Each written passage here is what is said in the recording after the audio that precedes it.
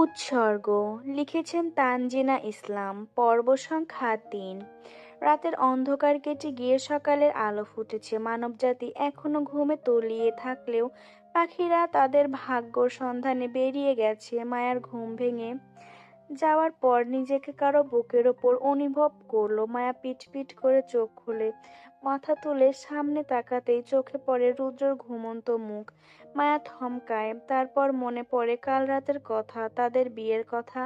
মায়া নিজেকে অসম্ভব দুর্বল লাগছে, খিদে পেট চোচো করছে।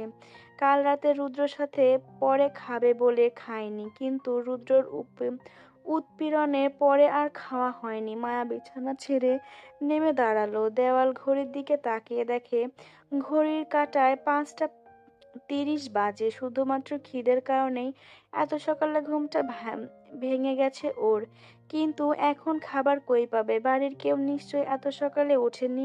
পরনে এখনো শাড়ি, যদিও ঘুমানোর দরুন শাড়িটা এলোমেলো হয়ে আছে। মায়া পরনের শাড়ি ঠিক করে দরজা খুলে বাইরের দিকে পা বাড়ালো। পা টিপে টিপে সিঁড়ি বেয়ে নিচে নেমে দেখলো কেউ নেই, সবাই ঘুমে কাঁদা। রান্নাঘরে যাবে ভাবলেও পরে আর যাওয়া হলো না। প্রথম দিন এসে এভাবে রান্নাঘরে যাওয়া ঠিক হবে না।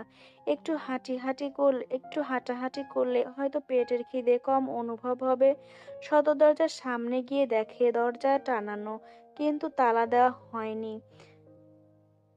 দেওয়া নেই। মায়া মনে মনে খুশি হলো, নিশ্চয়ই কোনো সার্ভেন্ট নামাজ পড়তে ওঠার পর দরজা খুলে দিয়েছে। মায়া দরজা খুলে বাইরে পা দেয়। বাড়ির সামনের উঠোনে এক পাশ বাগান আছে। এখানে অনেকবার আসার ফলে বাড়ির সবকিছুই চেনা ওর।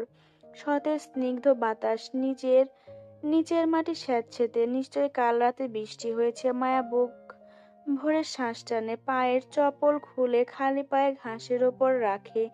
একটু একটু ঠান্ডা লাগছে। মায়া গায়ের শাড়ি আর একটু জড়িয়ে নেয়, তারপর হাঁটতে থাকে সামনে। বাগানের এক প্রান্তে আম গাছের নিচে দোলনা টাঙানো। মায়া দৌড়ে গিয়ে দোলনাতে বসে পড়ে। দোলনাটা হয়তো নতুন টাঙানো হয়েছে, কারণ এর আগে দোলনাটা চোখে পড়েনি। মায়া মনের সুখে দোল খাচ্ছে। হঠাৎ সামনে তাকাতেই মায়া চমকে যায়। এ কি, আরিয়ান দাঁড়িয়ে আছে! মায়া চোখ কচলে আবার সামনে তাকায়। হ্যাঁ, আরিয়ানই তো, কিন্তু এত সকালে আরিয়ান এখানে কি করবে? মায়া এগিয়ে যায় আরিয়ানের দিকে। আরেক দফা অবাক হয় আরিয়ানের দিকে তাকানোর পর। হালকা নীল হালকা নীল রঙের শার্ট পরেছে। শার্টটা হালকা ভিজে, গায়ের সাথে লেপ্টে আছে। ওপরের দুটো বোতাম খোলা। চোখ ফুলে অবস্থা খারাপ, নিষ্পলক তাকিয়ে আছে তার দিকে। মায়া অবাক হয়ে শুধালো, রিয়ান, এত সকালে তুই এখানে? তোর আর রুদ্রর বিয়ে হয়ে গেছে মায়ু? আমাকে একবার বললি না পর্যন্ত। ভাঙা গলায় বলল আরিয়ান। ইয়ার, এমন পরিস্থিতিতে বিয়েটা হয়েছে যে কাউকে বলার সুযোগটাই পেলাম না। কিন্তু তুই এত সকালে শুধুমাত্র এটা বলার জন্য এসেছিস? না, তোকে দেখার জন্য এসেছি। আমাকে? তাও এত সকালে? হ্যাঁ, আমি অনেক আগেই এসেছি। তোকে কে বলল আমাদের বিয়ে হয়েছে? রাহুল বলেছে। আমি তোকে শুভেচ্ছা জানাতে এসেছি। অবশেষে তোর ভালোবাসার মানুষ তোর হলো। আরিয়ানের গলা কাঁপছে। মায়া অবাক হয়ে তাকিয়ে আছে। বিধ্বস্ত লাগছে ওকে, চোখের পানি টলমল করছে। রিয়ান, তুই কাঁদছিস? কই না তো। কিন্তু আমি তো কিন্তু আমি যে দেখতে পাচ্ছি, শুধুমাত্র বিয়েতে দাওয়াত দিইনি বলে এভাবে কাঁদবি? আরিয়ান ক্ষীণ হাসলো, তারপর মায়ের মাথায় হাত বুলিয়ে দিয়ে বলল, দোয়া করি অনেক বেশি ভালো থাক তুই। সৃষ্টিকর্তা তোদের সংসার সুখের চাদরে মরিয়ে দিক, কোনো কষ্ট যাতে তোকে ছুতে না পারে। ভালোবাসা হারানোর মতো যন্ত্রণা যাতে কোনোদিন না আসে তোর জীবনে। মায়া চমকে তাকায় ওর দিকে। কি বলছে এসব আরিয়ান? এতটা বিষাদ কেন কণ্ঠে? যেন বহু কষ্টে কান্না আটকে রেখেছে। আরিয়ান পিছু ফিরে চলে যাবে, তার আগেই মায়া থরফরিয়ে ডেকে উঠল, চলে যাচ্ছিস? তোকে দেখার জন্য এসেছিলাম, দেখা হয়ে গেছে তাই চলে যাচ্ছি। নয়তো আমি আবার দুর্বল হয়ে যাব, হিংসা করব দোস্ত। বন্ধুত্বে হিংসা নেই। আর হ্যাঁ, শাড়িতে তোকে অনেক সুন্দর লাগছে। কোনোদিন দেখিনি তোকে শাড়ি পরতে। আজকে যেন মায়ের অবাক হওয়ার পালা শেষ হয় না। এসব কথায় কিছু লুকিয়ে আছে। আরিয়ান কেঁদেছে দেখে বোঝা যাচ্ছে। চোখ মুখ এখনো টকটকে লাল। ওর ছেলেটার কি হয়েছে কি? মায়া আটকাতে চেয়েও আটকাতে পারে না ওকে। আরিয়ান গেট পেরিয়ে বেরিয়ে যায়। মায়ার মাথায় এখনো ওর বলা কথাগুলো ঘুরছে, কিন্তু কিছুই বুঝতে পারছে না। মায়া দোলনায় চড়ার আগ্রহ হারিয়ে ফেলেছে, তাই আবার বাড়ির দিকে চলে যায়। কক্ষে গিয়ে দেখে রুদ্র এখনো ঘুমিয়ে আছে। মায়া সোফার পাশে মেঝেতে হাঁটু মুড়ে বসলো। রুদ্রর দিকে মায়াময় দৃষ্টিতে তাকিয়ে থাকলো অনেকক্ষণ। সিল্কি চুলগুলো কপালে লেপ্টে আছে। মায়ার হাত দিয়ে চুলগুলো সরিয়ে দেয়। রুদ্র ঘুমের ঘোরে মায়ার হাত টেনে নিয়ে বুকের মাঝে শক্ত করে জড়িয়ে ধরে। মায়া হাসে, হাতটা টেনে নেওয়ার ইচ্ছা জাগে না। এভাবেই ওকে দেখতে দেখতে পাশে একটু জায়গা করে মাথা রেখে ঘুমিয়ে পড়ে। পর্দার ফাঁক গলিয়ে জানালা দিয়ে সূর্যের আলো আসতেই রুদ্রর ঘুম ভেঙে যায়। বুকে কারো হাত অনুভব করতেই মেঝেতে বসা মায়াকে দেখতে পায়, দুহাত সোফার ওপর রেখে তার ওপর মাথা কাত করে বাচ্চাদের মতো বেঘোরে ঘুমাচ্ছে। চুলগুলো খোলা থাকায় সবগুলো মুখের ওপর এসে পড়েছে। এভাবে ঘুমাচ্ছে কেন মেয়েটা? আশ্চর্য। ঘাড়ে ব্যথা ওঠে ঘাড়ে ব্যথা উঠে যাবে তো, কিন্তু পরক্ষণে মনে পড়ে মায়ার জন্য কিছুই অসম্ভব নয়। রুদ্র আলতো ধাক্কা দিয়ে ডাকে মায়াকে। মায়া নড়ে চড়ে আবার ঘুমিয়ে পড়ে। রুদ্র এবার জোরেই ডাক দেয়। মায়া লাফ দিয়ে উঠে বসে, আতঙ্কিত দৃষ্টিতে তাকিয়ে হড়বড়িয়ে বলে, এভাবে ষাঁড়ের মতো চেঁচাচ্ছিস কেন? আমি ষাঁড়? ষাঁড় তো বলিনি, বলেছি ষাঁড়ের মতো চেঁচাচ্ছিস। ওই একই হলো, কতক্ষণ ধরে ডাকছি। থম মেরে বসে থাকলো মায়া। ঘুমের রেশ এখনো পুরোপুরি কাটেনি। ঘুম ঘুম স্বরে জিজ্ঞাসা করলো, কয়টা বাজে? 9:50। রুদ্র ঘড়ির দিকে তাকিয়ে বলল। আবার মায়াকে ওভাবে বসে থাকতে দেখে বলল, কি হয়েছে? এভাবে বসে আছিস কেন? অনেক খিদে পেয়েছে রে। অসহায় মুখ করে বলল মায়া। কাল রাতে কিছু খাসনি? ঠোঁট উল্টে দুপাশে মাথা নাড়ল ও। খাসনি কেন? তোর মামুনি বুঝি কিছু খেতে দেয়নি? রেগে জিজ্ঞেস করলো রুদ্র। দিবে না কেন? তোর সাথে খাবো বলে খায়নি। আহারে, আসছে আমার ভালোবাসা দেখাতে। তুই যে খিদে সহ্য করতে পারিস না সেটা জানিস না? সাফার করতে বলেছে কে তোকে? মানে ক্ষুধাই সবকিছু নিজের মাথার ওপর নিয়ে বসে থাকতে হবে তোকে, তাই না? মায়া এখনো ঠোঁট উল্টে অসহায় মুখ করে তাকিয়ে আছে। উঠে বস, আমি নাস্তা নিয়ে আসছি ওপরে। সোফা থেকে নেমে বলল রুদ্র। তখনই দরজায় টোকা পড়ে। রুদ্র গিয়ে দরজা খুলে দেয়। রাফানা চৌধুরী খাবারের প্লেট নিয়ে ভেতরে ঢোকে। সেন্টার টেবিলে প্লেট রেখে বলে, কাল রাতে দুটো কিচ্ছু খাসনি। এসব এখন সব খাবার শেষ করবি দুজনে। কাল রাতে তোমাদের সাথে খাইয়ে দাওনি কেন ওকে? খিদে চোটে তা দাঁড়াতে পারছে না ও। কাল রাতে তোমাদের সাথে খাইয়ে দাওনি কেন ওকে? খিদের চোটে দাঁড়াতে পারছে না? ও তো বললো তোর সাথে খাবে। তুমি তো জানো মা, ও খিদে সহ্য করতে পারে না। আচ্ছা, সরি সরি।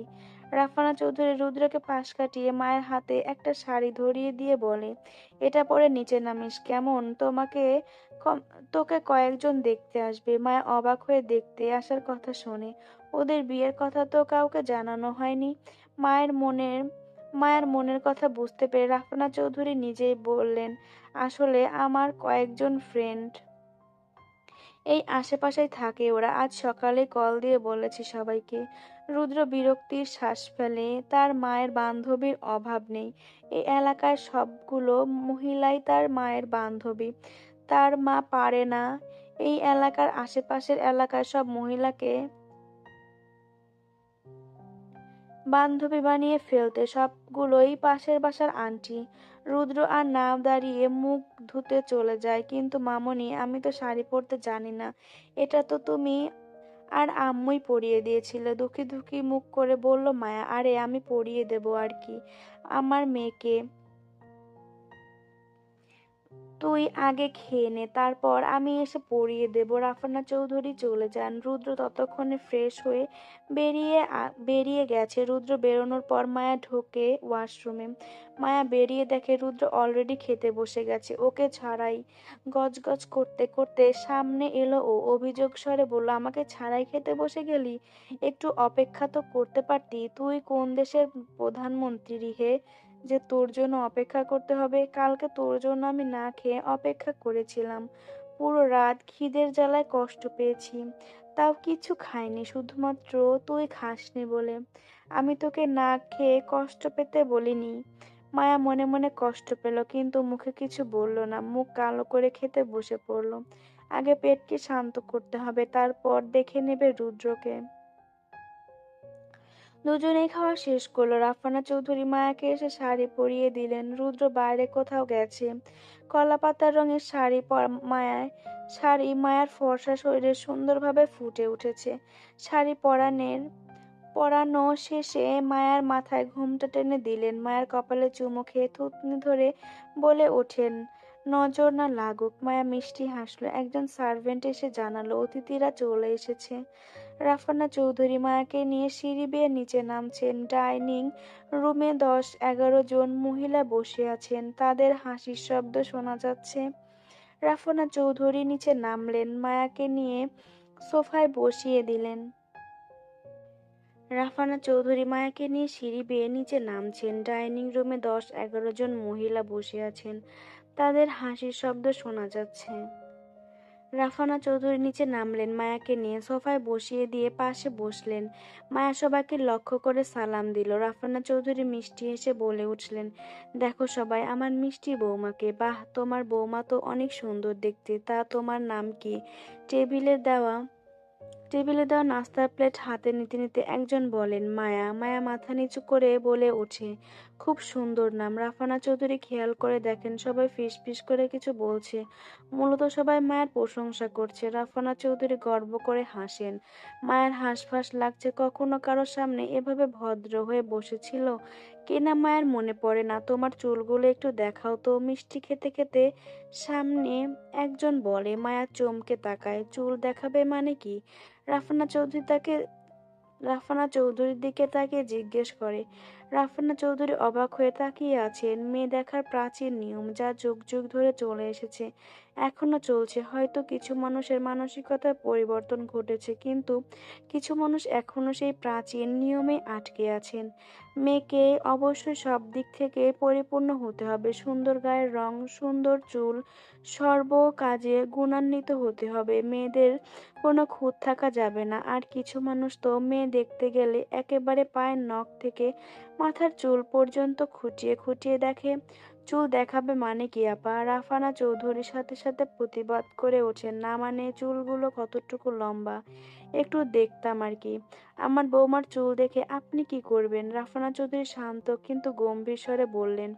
সামনের মহিলাটি হয়তো অপমান বোধ করলেন। আমতা আমতা করে কিছু বলতে যাবে, তার আগেই রাফানা চৌধুরী বললেন, আমি বৌমা আনেনি আপা। আমি বাড়ির জন্য একটা মেয়ে এনেছি, তাই তার কোনো কিছু দেখার প্রয়োজন বোধ করিনি। তার গায়ের রং কেমন তা দেখিনি, তার চুল লম্বা নাকি ছোট তাও দেখিনি, সে রান্না করতে জানে নাকি জানে না তাও দেখিনি। সে যদি রান্না করতে না জানে আমি তাকে শিখিয়ে দেব। তাই আমি এটাই আশা করব, আমার মেয়ের কোনো দোষগুণ আপনারা দেখতে চাইবেন না।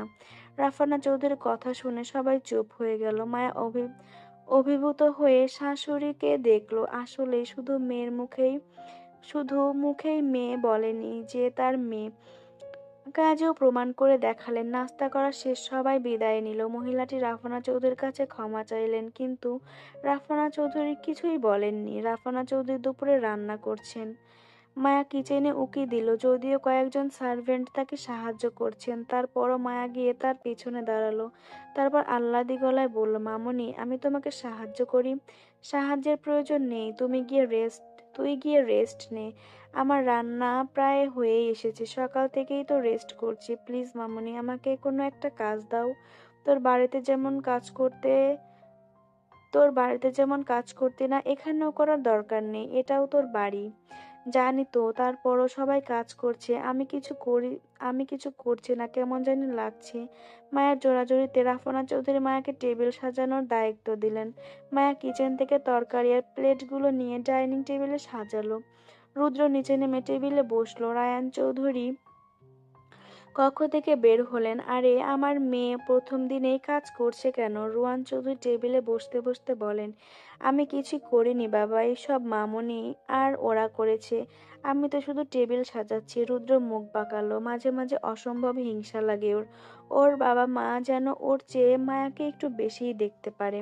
এবার তুই বসে পড়। রাফানা চৌধুরী সবার প্লেট খাবার তুলে দিতে দিতে মায়াকে উদ্দেশ্য করে বললেন।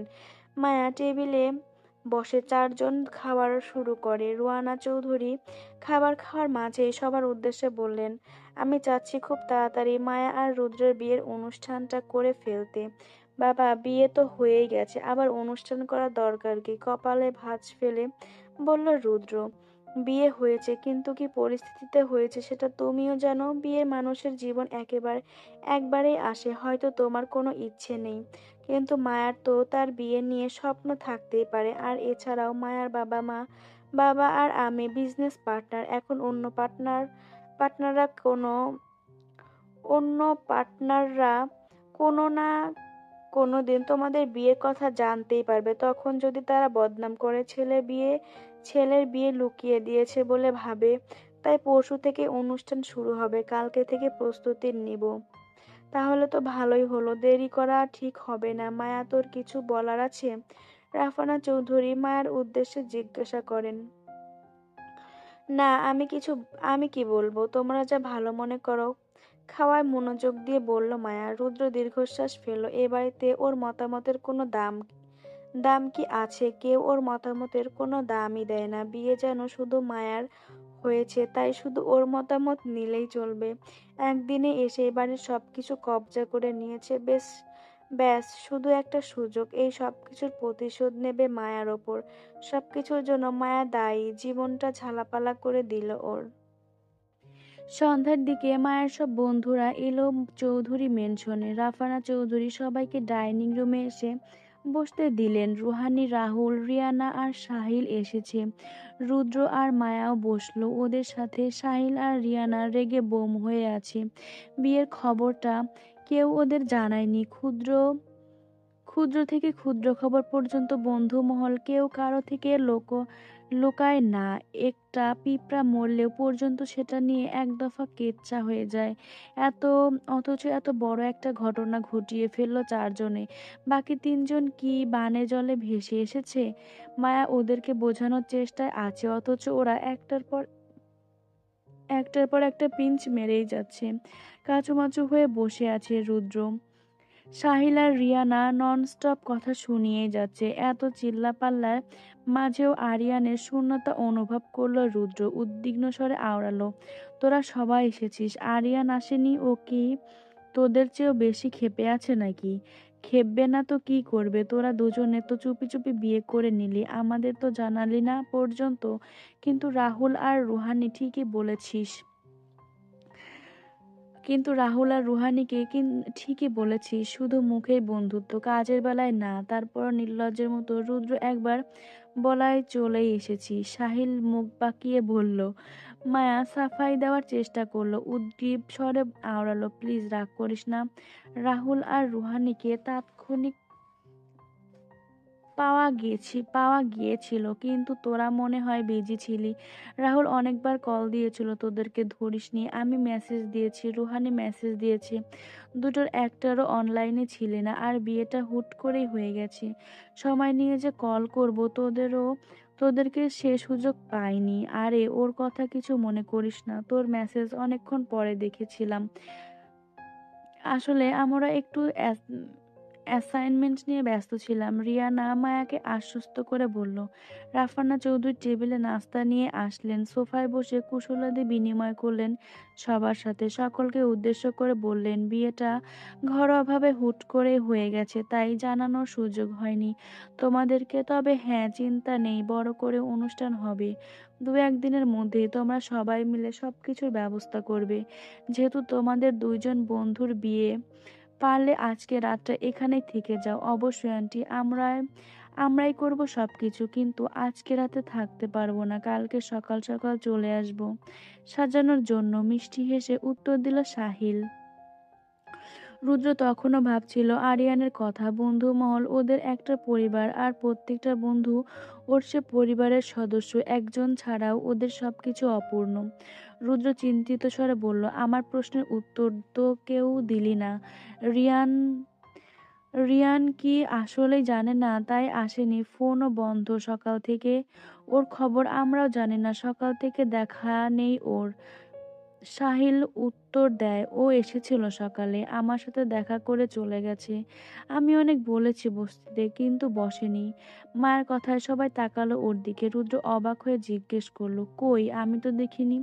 সকালে তোর আগে তো আমি উঠেছি। অনেক সকালে এসেছে, তখন কেউ ওঠেনি ঘুম থেকে। আমার ঘুম ভেঙে যাওয়ায় বাগানে হাঁটতে গিয়েছিলাম, প্রায় 5:30টার দিকে এসেছিল। মন খারাপ ছিল ওর, কিছু নিয়ে ডিপ্রেসড ছিল। সবাই অবাক হয়ে তাকালো ওর দিকে। রিয়ানা বিহব্বল স্বরে বলল, আরিয়ান এসেছিল, তাও সকাল 5:30টার দিকে। মায়া, তোর কি মাথা খারাপ হয়ে গেছে? আমার মনে হয় তুই স্বপ্ন দেখেছিস। রাহুল দুষ্টুমি করে বলল, তোদের কি আমাকে মেন্টাল মনে হয় যে স্বপ্ন আর বাস্তবতার পার্থক্য বুঝবো না? ও সত্যি এসেছিল, মন খারাপ ছিল ওর, কি কি বলে চলে গেছে আমাকে। অর্ধেক বুঝেছি, অর্ধেক বুঝিনি। আরিয়ান তো এমন না, ও আমাদের সবার চেয়ে আলাদা, বুঝদার। ওর তো এসব মাথা ঘামানোর কথাই না। ও তো সারাক্ষণ ওর কাজ আর পড়াশোনা নিয়েই পড়ে থাকে, তাও আবার দেখা করতে এসেছে সকাল 5:30টায়। চিন্তার বিষয়। রুদ্র চিন্তিত হয়ে বলল, আচ্ছা ওর কথা বাদ দে, তোরা কেউ আরশিকে বলিসনি? ওর ওরও তো জানা উচিত আমাদের বিয়ের কথা। মায়া মিটিমিটি হেসে বলল, কেন, ওকে বলবো কেন? ও তো আমাদের বন্ধু না। মুখ ফুলিয়ে বলল রিয়ানা।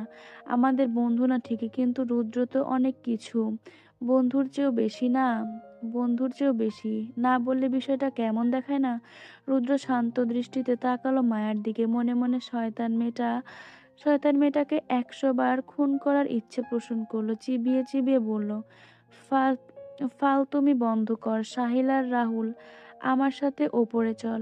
বলতে রাহুল আর সাহিল রুদ্রের সাথে ওপরে চলে গেল। তিনজন নিজে নিজে সোফায় বসে থাকলো। রুহানি আর রিয়ানা চা খেয়ে মায়ার পাশে এসে বসলো। দুজনেই মায়াকে দুদিক থেকে জড়িয়ে ধরে জিজ্ঞাসা করলো, কাল রাতে কি হলো, কি হবে? যা হয়। রুহানি চোখ মেরে বলল, তোদের মনে হয় কিছু হবে? তবে যদি জিজ্ঞেস করিস রুদ্র কি করেছে, তাহলে বলবো একটা থাপ্পড় মেরেছে আমাকে। কি? রিয়ানা আঁতকে উঠে বলে, হ্যাঁ জানিস, ও আমার ওপর অসম্ভব রেগে আছে। ওর মনে হচ্ছে সবকিছু আমিই করেছি, যদিও আমি করেছি, কিন্তু সবাই সাহায্য করেছে আমাকে। ইভেন ওর এটাও মনে হচ্ছে আমি ওর বাবা মাকে ওর কাছ থেকে কেড়ে নিয়েছি, কারণ সবাই আমার পক্ষ নিচ্ছে। ইস, কেন যে অভাবে বিয়েটা করতে গেলি। ওর রাগটাই স্বাভাবিক রে, ছেলে হয়েও এভাবে জোর জবরদস্তির শিকার হলো। বেচারা আঙ্কেল এভাবে অসুস্থতা না দেখালেই পারতো। রিয়ানা আফসোস করে বলল, আমি মানছি আমি ভুল করেছি, কিন্তু তুই দেখিসনি ও আরশির সাথে অন্য মেয়েদের সাথে কিভাবে পীড়িত করতো? আমার ভয় লাগতো ওকে হারিয়ে ফেলার। আমি ওকে ভালোবাসি, যেটা আমার সেটা শুধু আমার পছন্দের জিনিসটাকেও ধরা তো দূরের কথা, কেউ যদি দৃষ্টিও দেয় আমার সহ্য হয় না। সেখানে তোরা ভাবলি কি করে আমার প্রিয় মানুষটাকে ছেড়ে দেব আমি, বা ও বোঝার অপেক্ষা থাকবো যা আমার প্রিয় তা নিজের করে পাওয়ার জন্য আমি সবকিছু করতে পারি। ধরণীর বুকে সূর্য রশ্মি বিচরণ ঘটেছে অনেকক্ষণ হলো। শোরগোলের আওয়াজে মায়ের ঘুম ভাঙে। নরম বিছানা থেকে আড়মোড়া ভেঙে উঠে বসলো ও। চোখ কষলে আশেপাশে তাকালো, কিন্তু রুদ্রকে কোথাও দেখতে পেল না। কাল রাতেও জোর করে রুদ্রর বুকে ঘুমিয়েছিল, কিন্তু এখন গেল কোথায় ছেলেটা? মায়া ঘড়িতে সময় দেখে 10টা বেজে 30 মিনিট।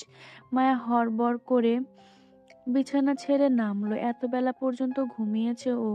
নিচ থেকে কিসের আওয়াজ আসছে এভাবে? মায়া নিচে নেমে দেখে বাড়ি ভর্তি গিজগিজ করা মানুষ, সবাই বাড়ি সাজানো ব্যস্ত। কেউ লাইটিং এর কাজ করছে তো কেউ ফুলের কাজ করছে। রাহুল আর সাহিলও সাহায্য করছে একজন একজনকে। রিয়ানা আর রুহানি সোফায় বসে আছে, রাফানা চৌধুরীর সাথে কিছু নিয়ে আলোচনা করছে। তাহলে সবাই কালকের কথা রেখেছে। মায়া গিয়ে বসলো ওদের পাশে। কি রে এতক্ষণে ঘুম ভাঙলো তোর? আমরা সবাই সেই কখন এসেছি, কতক্ষণ ধরে অপেক্ষা করছি। রিহা রিয়ানা মায়াকে উদ্দেশ্য করে বলে, রুমে গিয়ে ডাকিসনি কেন? আমি কি জানতাম নাকি তোরা এসেছিস? রুদ্র কোথায় মামনি? রুদ্র তোর বাবা এর সাথে বাইরে গেছে, বিয়ে গায়ে হলুদ সব বাড়িতেই হবে, কোনো ত্রুটি যাতে না থাকে তাই ডিজাইনারের সাথে কথা বলতে গেছে। রাফানা চৌধুরী মায়াকে চায়ের কাপ এগিয়ে দিয়ে বলেন, আজ রাতে মেহেন্দি হবে মায়ু, কাল হলুদ, তাই মেহেন্দি ডিজাইন সিলেক্ট করছিলাম। দেখ তো তোর কোন ডিজাইন পছন্দ হয়। রুহানি মায়াকে তার মোবাইল দিক এগিয়ে দেয়। মায়া মেহেদি দেখে সিলেক্ট করে দেয়। সন্ধ্যার দিকে ড্রেস নিয়ে আসবে বিয়ে আর মেহেন্দির জন্য। তোমরা সবাই মিলে সিলেক্ট করে দিও মায়ার জন্য। রাফানা চৌধুরী উঠতে উঠতে বলেন। তিনজনই মাথা নাড়ে। ড্রেস আর মেহেন্দি দেখতে আবার ব্যস্ত হয়ে পড়ে। বিকেলের শেষের দিকে বাড়ির ভেতরে লাইটিং, ফুলের কাজ সব শেষ হয়, যদিও বাইরের দিকে অনেক কাজ বাকি থেকে গেছে। সবাই ডাইনিং এ বসে শাড়ি দেখছে। রিয়ানা আর রুহানি মায়াকে সাহায্য করছে। তখনই সদর দরজা পেরিয়ে রুদ্র ঢোকে। সিঁড়ি বেয়ে ওপরে উঠতে যাবে, তখনই রাফানা চৌধুরী ডাক দেয়। সোফায় তার পাশে বসতে বলেন। রুদ্র না করলেও মায়ের ধমকে বসে যায়। মায়া রুহানি আর রিয়ানার সাথে ড্রেস সিলেক্টে ব্যস্ত ছিল। ওর দিকে তাকিয়ে বলল, তোর ড্রেস এখনো সিলেক্ট করা হয়নি? না, না, বুঝতে পারছি না কোনটা নেব। হলুদেরটা নিয়ে ফেলেছি, কিন্তু বিয়ের জন্য কোনটা নেব বুঝতে পারছিলাম না। সব লেহেঙ্গাই সুন্দর লাগছে। মায়া অসহায় মুখ করে বলল, মায়ু এই লেহেঙ্গাটা দেখ, এটা সবচেয়ে সুন্দর, সুন্দর লাগবে তোকে পরলে। রুহানি মায়াকে একটা লেহেঙ্গা হাতে দিয়ে বলে। মায়া হাতে নিয়ে উল্টে পাল্টে দেখে লেহেঙ্গা সুন্দর, কিন্তু ওপরের পাট অনেক ছোট, পুরো গায়ের ওড়না বোঝা যাবে। যদিও মায়া মাঝে মাঝে ওয়েস্টার্ন পরে, কিন্তু কখনোই তার শরীরের স্ট্রাকচার বোঝা যাওয়ার মতো নয়। লেহেঙ্গা তো ভালোই, কিন্তু বড়দের সামনে এই লেহেঙ্গা পরবো কি করে? মান-ইজ্জত সব যাবে ভাই। আচমকা রুদ্র হাত থেকে কেড়ে নেয় লেহেঙ্গাটি। সব লেহেঙ্গা থেকে আলাদা করে সরিয়ে রাখে। এই লেহেঙ্গা তোকে পরতে হবে না, এইটা সুন্দর, এইটাই পরিস বিয়ের দিন। হাতে থাকা লেহেঙ্গাটি মায়ার দিকে বাড়িয়ে দিয়ে রুদ্র বলল। মায়া মুচকি হেসে হাতে নিল। রুদ্র দেওয়া লেহেঙ্গাটিও সুন্দর, কিন্তু মায়ের মনে হচ্ছে দুনিয়ার সবচেয়ে সুন্দর পোশাক হয়তো এটি। ভালো লাগার মনটা ছেয়ে আছে এই ছোট কেয়ার টুকুই অনেক তার জন্য। রিয়ানা রুহানি আর রাফানা চৌধুরী ঠোঁট চেপে হাসে। রুদ্র যত রেগে থাকুক বা বলুক না কেন যে মায়াকে ওর সহ্য হয় না, কিন্তু কোথাও না কোথাও মায়ের জন্য ওর সত্যি অসম্ভব দুর্বলতা কাজ করে। সময়ের সাথে পাল্লা দিয়ে রাতের নিস্তব্ধতা বাড়ছে। আকাশে অসংখ্য তারার মেলা, তার মাঝখানে একটি সুন্দর চাঁদ, যা চারদিকে আলো ছড়িয়ে রেখেছে। প্রেমিক পুরুষরা যার সাথে তাদের প্রিয়তমার তুলনা দেয়। রুদ্র নিষ্পলক চেয়ে আছে ওই দূর আকাশের দিকে। ছাদের রেলিংয়ে পা ঝুলিয়ে বসে আছে। তার এক পাশে সাহিল, অপর পাশে রাহুল। তিনজনে নীরব বসে আছে। নিচে মেয়েরা বসে মেহেন্দি দিচ্ছে, তাই তাদের অবস্থান হয়েছে ছাদের। রুদ্র, একটা সত্যি কথা বলতো, তুই মায়াকে আসলে ভালোবাসিস না? নীরবতা ভেঙে বলল রাহুল। তোর কি মনে হয়? রুদ্র আকাশ পানে দৃষ্টি রেখেই বলল, আমার মনে হয় তুই ওকে ভালোবাসিস, কিন্তু তা বুঝতে পারিস না। ঠিকই বলেছিস, আমি আসলে ওর প্রতি নিজের অনুভূতি বুঝতে পারি না। আমি বেস্ট ফ্রেন্ডের বেশি আর কিছু ভাবতে পারি না ওকে। যদি ওর সাথে আমি সারা জীবনও সংসার করি, তবুও ভালোবাসার কোনো অনুভূতি আসবে না ওর প্রতি। আর এখনো ওর প্রতি আমার রাগটাই শুধু অনুভব হয়। আমার এটাও মনে হয় যে আমি হয়তো আরশিকে ঠকিয়েছি, ওর সাথে ফ্লার্ট করে ওকে ভালোবাসার জালে ফাঁসিয়েছি, যা আমার একদম উচিত হয়নি। আমার ওর জন্য অসম্ভব খারাপ লাগে। রাহুল রুদ্রের কাঁধে মাথা রেখে বসেছিল। ওভাবেই ক্ষীণ স্বরে বলল, হুদাই হুদাই না এসব ছ্যাবলামি করতে গেলি। ঠিক কটা মেয়ের সাথে পীড়িত করেছিস তুই, হিসাব আছে? মায়ের প্রতি তোর রাগটাও স্বাভাবিক। ও তোকে কতটা ভালোবাসে সেটা বোঝানোর সাধ্য আমাদের নেই। হয়তো মায়ারও নেই, কিন্তু তুই তো জানিস ও কেমন। ও নিজের জিনিসের প্রতি ছোটবেলা থেকে কতটা পসেসিভ, সেটা নিশ্চয়ই তোকে বলে দিতে হবে না। ও নিজের পছন্দের জিনিস কারোর সাথে শেয়ার করে না, তাই তোর সাথে এমন করেছে ও। সাহেল বলল, রাগে মনের মাঝে পুষে রাখিস না রুদ্র। রাগ মানুষকে ধ্বংস করে দেয়। ক্ষমা করে দে ওকে, নয়তো কখনো শান্তিতে থাকতে পারবি না। অর্ধাঙ্গিনী হিসেবে নয়, বন্ধু হিসেবে ক্ষমা করে দিবি। বন্ধুদের ওপর রাগ রাখা যায় না রুদ্র। রুদ্র দীর্ঘশ্বাস ফেলে, সাহিল আর রাহুল ভুল কিছু বলেনি, কিন্তু মায়ার ওই ঔদ্ধত্য মাঝে মাঝে মাঝে মেনে নিতে পারে না ও। সোনার চামচ মুখে নিয়ে জন্ম, ছোটবেলা থেকে যা চেয়েছে তাই পেয়েছে, তাই জেদটা সময়ের সাথে পাল্লা দিয়ে বেড়েছে। নিজের ফিলিংসটাই ওর কাছে ম্যাটার করে, অন্যের অন্যের যেন কোনো দাম নেই। মাঝে মধ্যে একটু নরম হলে কি খুব বেশি ক্ষতি হয়ে যায়? সাহিল দেখলো পরিস্থিতি গম্ভীর হয়ে যাচ্ছে, অথচ ওরা এখানে মাইন্ড ফ্রেশ করতে এসেছে, পরিস্থিতি স্বাভাবিক করতে। সাহিল বলল, ব্রো, নিচে মেয়েরা মেহেন্দি দিচ্ছে, আমাদেরও তো কিছু করা উচিত। তোরা মেহেন্দি দিতে তোরও মেহেন্দি দিতে মন চাচ্ছে নাকি সাহিল? রাহুল ঠেস মেরে বলল, মেহেদি কেন দিতে যাব বেয়াদব? কাল থেকে রুদ্রর নতুন জীবন শুরু, তাই আজকে একটু সেলিব্রেট করাই যাক। আগে বলতি তাহলে এনে রাখতাম। এখন এত রাতে কেন? কোনো বার খোলা থাকবে বলে মনে হয় না, গোমরা মুখে বলল রুদ্র। আরে আনতে হবে কেন, আমি তো এনেই রেখেছি। বলে ছাদের ওপর অপর সাইডে ছাদ রুম থেকে 2 বোতল ড্রিঙ্কস বের করে আনে। রুদ্র আর রাহুল লাফ দিয়ে রেলিং থেকে নিচে নামে। কখন করলি এসব? রাহুল খুশিতে গদগদ হয়ে বলল, সন্ধ্যায়। রাহুল ছাদে পাটি বিছিয়ে দেয়, তিনজন গিয়ে পাটির ওপর বসে। সাহেল ছাদ রুমে গ্লাসও এনে রেখেছিল, সেগুলো বের করে।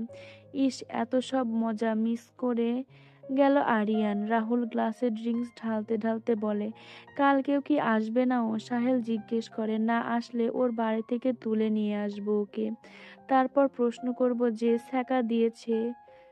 কে ছ্যাঁকা দিয়েছে ওকে। উত্তর দিল রুদ্র, আমরাও মনে হয় বেচারা কিছু নিয়ে ছ্যাঁকা খেয়ে ব্যাকা হয়ে গেছে। রাহুল অট্ট হেসে বলল, তোরা বস, আমি গিয়ে পানি নিয়ে আসছি। যদি কিছুক্ষণ পর পিপাসা পায় তাহলে সমস্যায় পড়ে যাব। এতক্ষণে হয়তো সবাই ঘুমিয়ে গেছে। ছাদ থেকে নিচে দোতলায় নামলো রুদ্র। নিচতলায় নামতে যাবে তখনই ওর মা বাবা গলা শুনে থেমে গেল। তারা ডাইনিং রুমে বসে কিছু নিয়ে কথা বলছে। রুদ্র আর নিচে নামলো না। এখন নিচে নামলে 100টা প্রশ্নের সম্মুখীন হতে হবে। ইতস্ত করে নিজের কক্ষের সামনে গিয়ে দাঁড়ালো রুদ্র। ওখানে নিজের প্রয়োজনে জগে করে পানি রাখেও, কিন্তু সমস্যা হলো তিনটা মেয়ে একসাথে ঘুমাচ্ছে সেখানে। এভাবে তাদের ঘুমের ঘোরে ঢুকে পড়া ভালো দেখায় না। দেনামোনা মন নিয়ে পা টিপে টিপে কক্ষে ঢুকলো রুদ্র। মায়া, রুহানি আর রিয়ানা এক বিছানায় ঘুমাচ্ছে। রুদ্র বেডসাইড টেবিল থেকে জগটা নিয়ে হাতে নিল। উম, বের হতে যাবে তখনই চোখ পড়ল মায়ের হাতের ওপর। মায়ের মেহেন্দি রাঙানো হাতে রুদ্রর নামটা জলজল করছে ড্রিম লাইটে। রঙিন আলোয় মায়া মেহেদি রাঙানো হাত দুখানা অসম্ভব সুন্দর লাগছে। রুদ্র হাত দুটো ধরতে মন চাইলো খুব করে, তবে ধরলো না। জগ নিয়ে পা বাড়ালো কক্ষের বাইরে। সকালে ঘুম থেকে উঠে মায়া দুটি নতুন মুখের সম্মুখীন হয়েছে। সিঁড়ি বেয়ে নামার সময় মায়া দেখতে পায় দুজন মহিলা বসে আছেন সোফায়, তাদের হাতে তাদের চায়ের কাপ। রাফানা চৌধুরীর সাথে হেসে হেসে কি যেন বলছেন। তার মামনির আবার কোনো বান্ধবী এলো নাকি? নিজের মতো ভাবনা সম্পন্ন করে মায়া নিচে নামে, তাদের সামনে গিয়ে সালাম দেয় দুজনকে। রাফানা চৌধুরী হাত ধরে মায়াকে নিজের পাশে বসান। আমার বৌমা মায়া। রাফানা চৌধুরী মায়ার কাঁধে হাত রেখে মিষ্টি হেসে বলে, নতুন বউ হয়ে এত দেরিতে ঘুম থেকে ওঠো? আমরা এসেছি তো মনে হয় আধ ঘন্টার বেশি হয়ে গেল। সোফার বাম পাশে বসা মহিলাটি চায়ের কাপে চুমুক দিয়ে বললেন। মায়া মায়া থতমত খেয়ে গেল। আজ তো অন্য দিনের তুলনায় তাড়াতাড়ি উঠেছে। যখন বিছানা ছেড়ে দাঁড়িয়েছিল তখন ঘড়ির কাঁটায় 8:30। তারপরও বলেছে দেরি করে ঘুম থেকে উঠেছে। মায়া উত্তর দিল না, মাথা নিচু করে রাখলো। রাফানা চৌধুরী নিজে উত্তর দিলেন, আসলে কাল রাতে মেহেন্দি দিয়ে উঠতে দেরি ঘুমাতে দেরি হয়ে গিয়েছিল, দেরি করে ঘুমিয়েছে, তাই আজ উঠতেও দেরি হয়ে গেছে, নয়তো তাড়াতাড়ি উঠে যায়। আরে আপার কথা ধরো না তো আরে আপার কথা ধরো না তো, কি মিষ্টি মেয়ে, রুদ্রর বান্ধবী ছিল তাই না? আমাদের রুদ্রর সাথে খুব মানাবে কিন্তু। অন্য মহিলাটি হাসি মুখে বললেন, হ্যাঁ, রুদ্র ছোটবেলার বন্ধু, ছোটবেলা থেকে একসাথেই বড় হয়েছে। রাফানা চৌধুরী উত্তর করলেন। তারপর মায়াকে উদ্দেশ্য করে বলেন, ওরা দুজন আমার নিজের বোন। বাম পাশের মহিলাটিকে দেখিয়ে বলেন, আমার বড় আপা রাবেয়া খাতুন।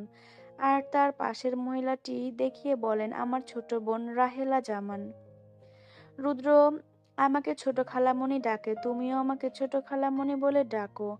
রাহেলা জামান হাসলেন। মায়া নিজেও সৌজন্যতামূলক হাসল। রাবেয়া খাতুন হাতের কাপটা টেবিলের ওপর শব্দ করে রাখলেন, মুখ বাঁকিয়ে বললেন, তো তা তুমি শাড়ি পরোনি কেন? নতুন বউয়ের কেন কোনো চিহ্নই তো নেই তোমার গায়ে, না শাড়ি পরেছো না হাতে চুড়ি পরেছো, এভাবে ছেলেদের মতো টি শার্ট পরে ঘুরছো কেন?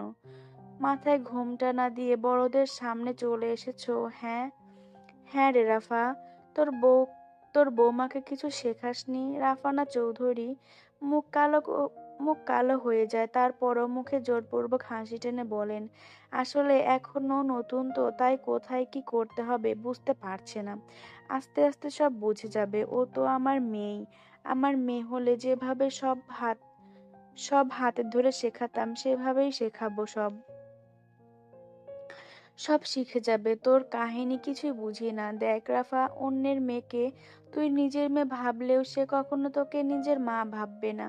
তাই আগে ভাগেই লাগাম টেনে ধর, নয়তো পরে মাথায় চড়ে বসবে। আর এই মেয়েকে রুদ্রের বন্ধু বলছিস, এর মানে সমবয়সী। এই মেয়ে মানবে নাকি নিজের স্বামীকে? রাবেয়া খাতুন নাক কুঁচকে বললেন। মায়া হাত মুষ্টিবদ্ধ করে ফেলল। যদি তার মামুনির বোন না হতো তাহলে এই মহিলা নিজের প্রাণ নিয়ে বাড়ি ফিরে যেতে পারতো না। মায়া নিজেকে নিয়ন্ত্রণ করলো, যেন সে চায় না তার মামুনির কোনো অসম্মান হোক, তাই চুপ থাকলো। রাফানা চৌধুরী গম্ভীর কণ্ঠে বললেন, ও আমাকে নিজের মা ভাবুক আর না ভাবুক, আমি ওকে নিজের মেয়েই ভাবি। আমার মেয়ের ওপর আমার সম্পূর্ণ বিশ্বাস আছে। ও এমন কিছু করবে না।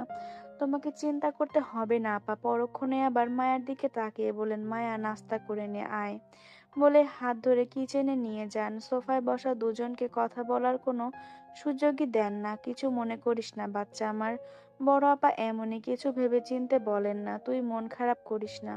রাফানা চৌধুরী মন খারাপ করে বললেন, আমি কি করে কিছু মনে করতে পারি মামুনি? তুমি যদি আমার জন্য কিছু না বলতে, ওদের কথা মেনে নিতে, তাহলে হয়তো অসম্ভব কষ্ট লাগতো আমার। কিন্তু তুমি যেভাবে আমার জন্য নিজের বোনের সাথে লড়াই করলে, তারপর আমি কিভাবে মন খারাপ করে থাকতে পারি? তোমার বোন ভুল বলেছে মামুনি, তুমি আমার আরেকটা মা, বলেই শক্ত করে জড়িয়ে ধরেন রাফানা চৌধুরীকে। রাফানা চৌধুরী মুচকি হেসে মায়ার মাথায় হাত বুলিয়ে দেন।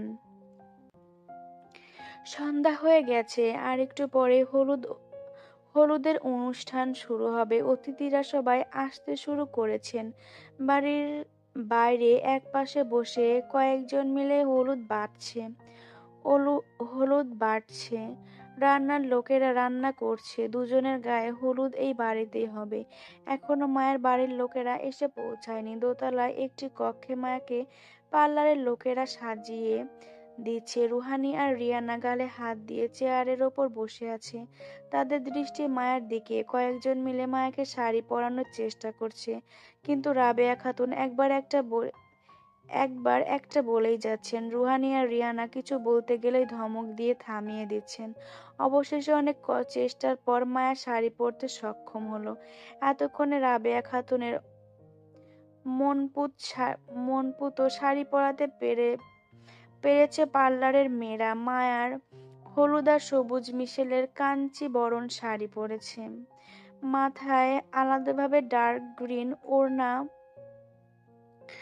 দিয়ে ঘোমটা দেওয়া হয়েছে। মায়া স্বস্তির নিঃশ্বাস ফেলে। এতক্ষণে মনে হচ্ছে তৃতীয় বিশ্বযুদ্ধে জয়ী হয়েছে। একে একে সকলে কক্ষ থেকে বেরিয়ে আসে। রুহানি আর রিয়ানা মায়ের পাশে গিয়ে বসে। পার্লারের মেয়েরা মায়াকে সাজিয়ে দিতে শুরু করে। মায়াকে সাজানো শেষ হলে রুহানি আর রিয়ানাও হালকা সেজে নেয়। তিনজনই হালকা সাজ দিয়েছে। রুহানি আর রিয়ানা মায়াকে ফুলের গহনা পরিয়ে দিচ্ছে। তখনই কক্ষে মাহেরা খান ঢোকেন। মায়া দৌড়ে গিয়ে নিজের মাকে জড়িয়ে ধরেন। মাহেরা খান মাহেরা খানও শক্ত করে জড়িয়ে ধরেন নিজের মেয়েকে।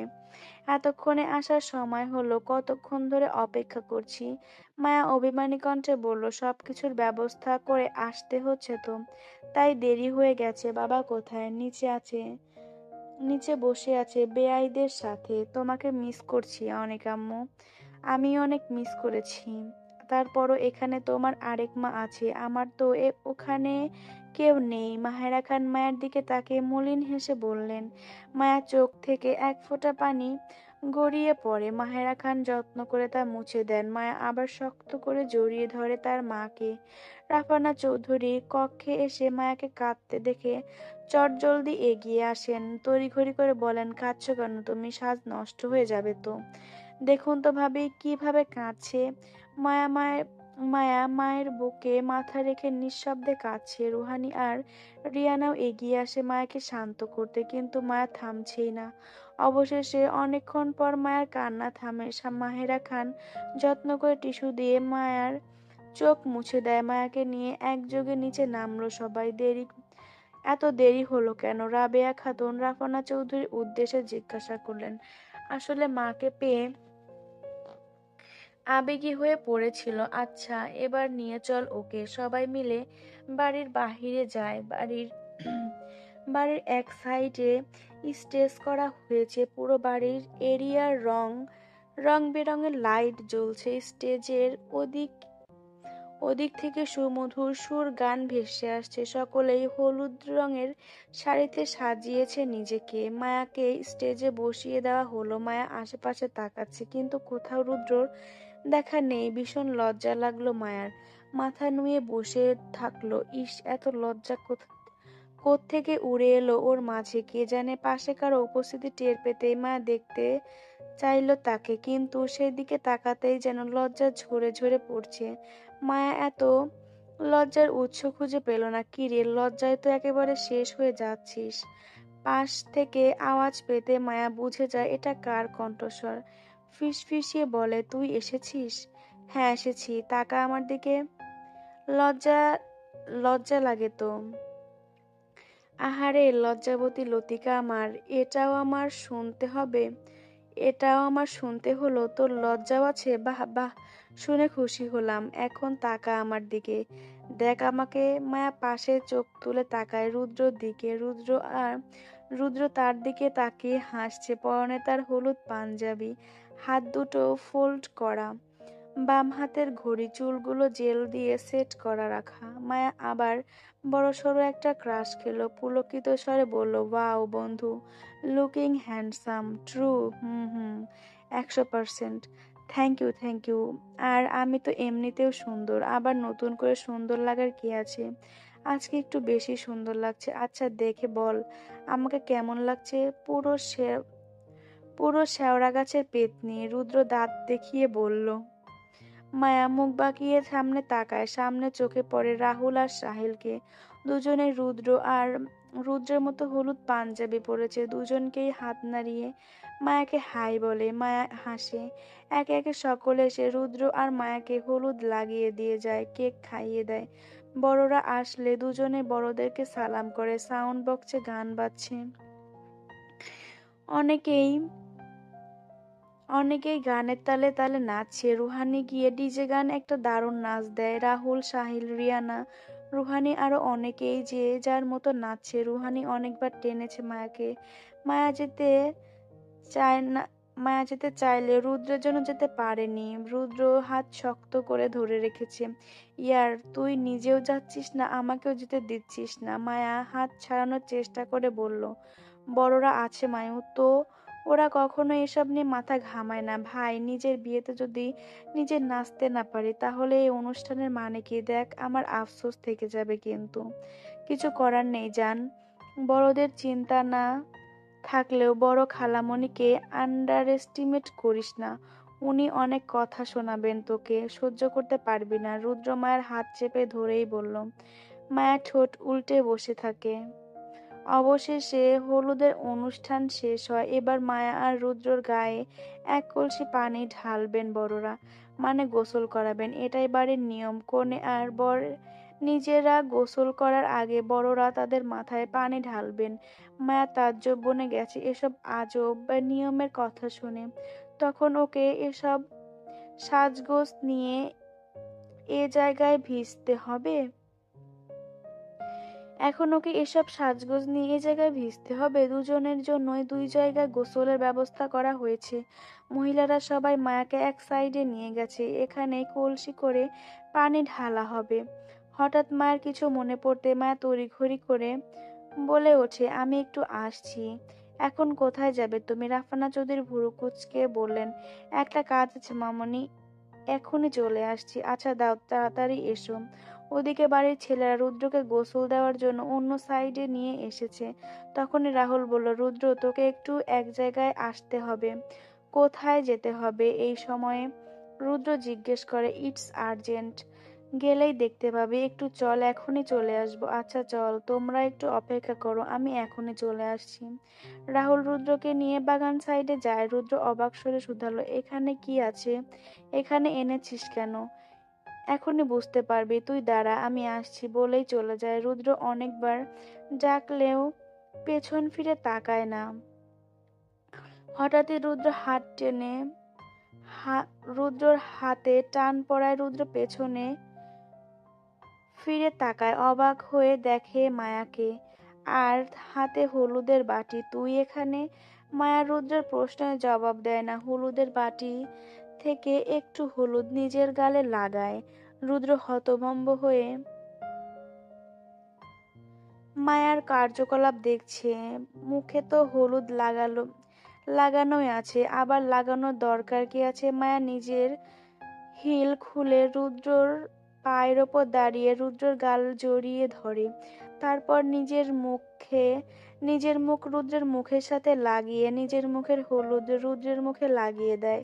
রুদ্র পাথর বনে দাঁড়িয়ে থাকে, চোখের দৃষ্টি নিবদ্ধ করে মায়ার চোখের ওপর।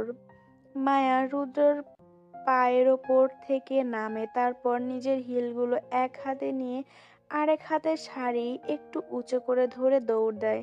রুদ্র অপলক তাকিয়ে থাকে শাড়ি পরিহিতা এক রমণীর দৌড়ে যাওয়ার পানে। ঘড়ির কাঁটায় দুপুর 12টা বাজে। উত্তপ্ত দুপুর, কাঠফাটা রোদ, সূর্য একেবারে মাথার ওপর অবস্থায় আছে। মায়া ঘুমু ঘুমু চোখে বসে আছে। পার্লারের মেয়েরা সাজিয়ে দিচ্ছে তাকে। মায়া চোখ টেনে খুলে বসতে পারছে না। পুরো রাত ঘুমাতে পারেনিও। সকালে যাও একটু ঘুমে এসেছিল, পার্লারের মেয়েরা চলে আসায় উঠে যেতে হয়েছে। কক্ষে এসি চলছে, তারপরও মায়া ঘেমে নিয়ে একাকার।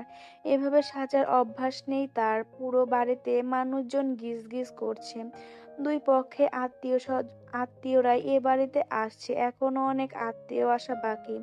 সাজার জন্য মেয়েদেরকে একটি কক্ষ আলাদাভাবে দেওয়া হয়েছে। মায়ের পাশে রুহানি, রিয়ানা, রুদ্র খালাতো বোন মৈত্রী আর হাসনা, মামাতো বোন টিনা, আর মায়ার ফুফাতো বোন পিয়াসা আর জিন্নাত সহ সবাইকে সাজিয়ে দিচ্ছে পার্লারের মেয়েরা। সবাই হালকা সাজ দিলেও মায়াকে আজকে ব্রাইডাল সাজ দিবে। মুস্তাফিজ খান আর রুয়ান চৌধুরী বাড়িতে আসা সকল অতিথিকে অভ্যর্থনা জানাচ্ছেন। খাওয়া দাওয়া পার্ট শুরু হয়ে গেছে। মায়ার ভার্সিটির সব টিচারদেরকে দাওয়াত দেওয়া হয়েছে, সাথে তাদের ক্লাসের কয়েকজন ঘনিষ্ঠ বন্ধুকেও। তাদের দাওয়াত দেওয়ার দায়িত্ব ছিল সাহিল আর রাহুল। সবাই একে একে আসতে শুরু করেছে। রুদ্রকে তৈরি হতে সাহায্য করেছে সাহিল আর রাহুল। কক্ষে তাদের সাথে তাদের আরো কয়েকজন বন্ধুও বসে আছে। রুদ্র একটি কফি কালারের শেরওয়ানি পরেছে, তাতে হালকা পাথরের কাজ করা, কিন্তু সকলে বলে কয়ে মাথায় পাগড়ি পরাতে পারল না রুদ্রকে। তার একটাই কথা, সে শুধু শেরওয়ানি পরে যাবে, মাথায় পাগড়ি পরবে না। সবশেষে রাহুল রুদ্রর হাতে সুন্দর একটি ঘড়ি পরিয়ে দিল। রুদ্র প্রশ্নবোধক চাহনিতে তাকালেই রাহুল কানে কানে বলল, মায়া দিয়েছে। মায়াকে সাজানো শেষ, শুধু মাথায় দোপাট্টা দেওয়া বাকি। খয়েরি রঙের লম্বা লেহেঙ্গা পরেছে মায়া। পুরো লেহেঙ্গা জুড়ে সোনালি পাথর দিয়ে পাথরের সুতার কাজ করা।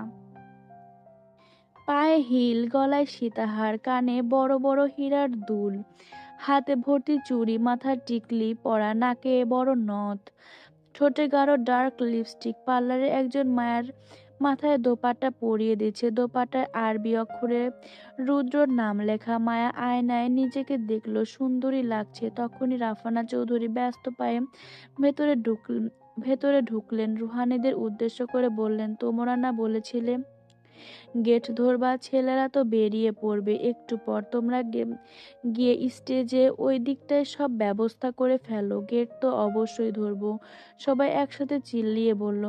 রুহানি সহ সবাই দৌড়ে কক্ষ ছেড়ে বেরিয়ে যায়। পার্লারের মেয়েদেরও তাদের পাওনা টাকা দিয়ে বিদায় করা হয়। রাফানা চৌধুরী এগিয়ে আসেন মায়ের দিকে। মায়া উঠে দাঁড়ায় তাকে দেখিয়ে। রাফানা চৌধুরী কাজল দিয়ে মায়ের মুখের নিচে হালকা করে লাগিয়ে দেন, দেখা না যায় যেন। তারপর কপালে চুমু খেয়ে বলে ওঠেন, নজর না লাগুক। রুদ্র সহ তার সব বন্ধুরা একটি কক্ষে বসে আছেন। ওইদিকে মেয়েরা রুয়ান চৌধুরী দিয়ে খবর পাঠিয়েছেন ছেলেরা যেন এখন এদিকে ওদিকে পাও না মারায়। তারা ওদিকে ফিতা বাঁধছে, রাহুল পায়চারি করছে। মেয়েদের কথা মেনে চলতে হবে নাকি এখন ওদেরকে? মেয়েদের কথা মেনে চলতে হবে নাকি এখন ওদেরকে? মেয়েদের কথা মতো বড়রা এখানে বসিয়ে রেখেছে ভাবতেই বুক ফেটে কান্না পাচ্ছে তার। সবাই গোল গোল চোখে রাহুলকে দেখছে। মেয়েদের কথা শুনবে সব ছেলেরা প্রতিবাদ করে উঠলেও বড়দের কথা অমান্য করা যেতে পারছে না। কিন্তু সবাই বসে তো আছে, রাহুল তো নিজের পা দুটোকে জিরোতে দিতেই পারছে না। এভাবে গাধার মতো এপাশ ওপাশ হাঁটছিস কেন? ধমকে বলল রাহুল। কেন হাঁটছি জানিস না? বড়রা মেয়েদের কথা মতো এখানে বসিয়ে রেখেছে। আজকে মেয়েগুলো আমাদেরকে ফকির বানিয়ে ছাড়বে। সেটাই সবাই মানতে পারলেও রুহানি আর রিয়ানা মানবে না। সাহেল আফসোসের সুরে বলল। রুদ্র বসে বসে সবার প্যাচাল শুনছে। তখনই পেছন থেকে দুটো হাত রুদ্রর চোখ বন্ধ করে দেয়। রুদ্র হাত ধরে বোঝার চেষ্টা করে কে। আরিয়ান মুখে হাসি ফুটে ওঠে, হাত দুটো সরিয়ে আনে। শুধুমাত্র হাত ধরে রুদ্র তার প্রিয় বন্ধুকে চিনে গেছে। আরিয়ান হেসে সামনে আসে, গোল্ডেন পাঞ্জাবি তার পরনে, একেবারে তৈরি হয়ে এসেছে। আজকে ছেলেকে আজকে ছেলেদের ড্রেস কোড গোল্ডেন। রুদ্র ছাড়া সবাই একসাথে চিৎকার দেয় খুশিতে। কেন এসেছিস তুই? রুদ্র গম্ভীর স্বরে বলল, আমি আমার বন্ধুর বিয়েতে আসবো না। কে তোর বন্ধু? আমি তোর বন্ধু নই, সেটা তো জানি। আমি তো মায়ার বিয়েতে এসেছি। ওই তো আমার বন্ধু। আরিয়ান হাসি হাসি মুখে করে বলল। আরিয়ানের পিঠে জোরে কিল বসালো রুদ্র। আরিয়ান চোখ মুখ কুঁচকে ফেলে। তারপরও তার ঠোঁট থেকে হাসি সরে না। তুই না বলেছিলি আসবি না? সাহিল অবাক হয়ে জিজ্ঞেস করে। বলেছিলাম ঠিকই, তারপর ভাবলাম বন্ধুর বিয়েতে কবজি ডুবিয়ে খেতে না পারলে জন্মানোটাই বৃথা থেকে যাবে। আর তার চেয়েও বড় কষ্টের কথা হচ্ছে আরেকজন তো একেবারেই বন্ধুত্বই ভেঙে দিচ্ছিল রাগ করে। আসবো না বলার পর আরিয়ান রুদ্রর দিকে তাকিয়ে হাসি মুখে বলল। রুদ্র গম্ভীর হয়ে তাকিয়ে আছে ওর দিকে। আরিয়ান শক্ত করে জড়িয়ে ধরে রুদ্রকে। রুদ্র আরিয়ানের পিঠে হাত রাখে। সাহিল আর রাহুলও দৌড়ে এসে জড়িয়ে ধরে দুজনকে। সবাই একে অপরের দিকে তাকিয়ে হাসে চারজনের বন্ধুত্ব দেখে। ওদের বন্ধুত্বটা এমনই, একজনের কাজ আরেকজন ছাড়া কোনোভাবেই সম্পন্ন হয় না। তাও দুটো স্পেশাল দিনে আরিয়ান উপস্থিত ছিল না, যার ফলে রুদ্র রেগেছিল তার ওপর। রুদ্রকে নিয়ে স্টেজের দিকে যাচ্ছে ছেলেরা। স্টেজের দিকেও গেট বসানো আছে, গেট বসানো হয়েছে। দূর থেকে দেখা যাচ্ছে মেয়েরা গেট ধরেছে, গেটের সামনে লাল ফিতা বাঁধা। ছেলেরা সকলে ঢুকতে যাবে তখনই মেয়েরা বাধা দেয়। মেয়েদের সামনে টেবিল, টেবিলের ফলের জুস সহ হরেক রকমের মিষ্টি রাখা। মেয়েদের লিডার রুহানি আর রিয়ানা তার সামনে দাঁড়িয়ে আছে। ছেলেদের লিডার রাহুল, আরিয়ান আর সাহিল। তারা তিনজনে এসে রুদ্রের পাশে দাঁড়ালো। কি ব্যাপার, আপনারা সবাই এখানে দাঁড়িয়ে আছেন কেন আপুরা? সাহিল টিপ্পনি কেটে বলল, আসলে ভাইয়া, এখানে ঢুকতে হলে নগদ অর্থ দিয়ে ঢুকতে হবে। আমাদের মেয়েকে তো আর আমরা এমনি এমনি দিয়ে দিতে পারি না। আমাদের মেয়ের দাম আছে। রুহানিও মুখ বাঁকিয়ে বলল, অর্থ দিয়ে ঢুকতে যাব কেন? কোনো টাকা দিতে পারবো না। আমাদের ছেলে কি বানের জলে ভেসে এসেছে নাকি? সামনে থেকে সরুন, নয়তো সবাইকে ঠেলে ঢুকবো। রাহুল হুমকি দিয়ে বলল, সাবাস। রুদ্র মনে মনে রাহুলকে বাহবা দিয়ে বলল। রাহুলের হুমকি শুনেই মেয়েরা একসাথে চেঁচিয়ে ওঠে। সাথেই শুরু হলো তাদের ঝগড়া। এক পক্ষ যেন অন্য পক্ষকে এক চুল পরিমাণ ছাড় দিতে চাইছে না। মেয়েদের দাবি 40,000 টাকা। টাকা না দিয়ে এক পাও এগোতে পারবে না ছেলেরা। মুস্তাফিজ খান তাদের ঝগড়া দেখে দৌড়ে আসেন। ছেলেদের সাথে আসা মুরব্বীরা নিয়ে ভেতরে ঢোকেন, কিন্তু একটা ছেলেকেও ঢুকতে দেয় না মেয়েরা। তাদের একটাই দাবি, 40,000 টাকা। ছেলেদের সাথে বর নিজেও ঝগড়া করছে, তারা দরকার হলে এসব জুস মিষ্টি খাবে না, তারপরেও টাকা দিবে না। অবশেষে প্রায় 40 মিনিট পর তাদের ঝগড়া শেষ হলো। মেয়েরা বিজয়ী হলো। ছেলেরা হার মেনে আত্মসমর্পণ করলো। এই ঝলসে যাওয়া রোদে দাঁড়িয়ে থাকা আসলে কষ্টকর। আরিয়ান গুনে গুনে 40,000 টাকা তুলে দিল রুহানির হাতে। টাকাটা রুহান চৌধুরী আরিয়ানকে দিয়েছিল, যদিও আর একটু বাড়িয়ে দিয়েছেন। আরিয়ান 40,000 টাকা গুনে নিয়ে বাকিটা আবার নিজের পকেটে রেখে দিল। এটা নিয়ে ছেলেরা পার্টি করবে। রুহানি আর রিয়ানা মনে মনে আফসোস করে উঠল। আরিয়ানকে বাকি টাকা পকেটে রেখে দিতে দেখে ইস, আর একটু বাড়িয়ে বলা উচিত ছিল। রিয়ানা রুদ্রকে মিষ্টি আর জুস খাইয়ে দিল। যখনই প্লেট টেবিলে রাখতে যাবে তখনই সঙ্গে সঙ্গে ছেলেরা প্রতিবাদ করে উঠল। এতক্ষণ তো শুধু রুদ্র দাঁড়িয়ে ছিল না, এই অসহ্য রোদে তো ওরা সবাই রুদ্রের সাথে দাঁড়িয়েছিল। তাহলে রুদ্রকে জুস আর মিষ্টি খাওয়ানো হলে ওরা পাবে না কেন? রিয়ানা দীর্ঘশ্বাস ফেলে। টাকা যখন নিয়েছে তখন ওদের দাবি মানতে হবে। রিয়ানা সবাইকে একে একে মিষ্টি খাইয়ে দিল। মুখ বিকৃত করলো সাহিল। বিতৃষ্ণায় মনটা ছেয়ে গেল নিমেষে। আর কাউকে বুঝি পায়নি। রিয়ানাকেই কেন সবাইকে মিষ্টি খাইয়ে দিতে হবে? তারপরেও পরিস্থিতি ভেবে চুপ থাকলো। রুহানি রুদ্রকে ফিতা কাটার জন্য হাতে কাঁচি দিল। রুদ্র ফিতা কেটে সকলকে নিয়ে ভেতরে ঢুকলো।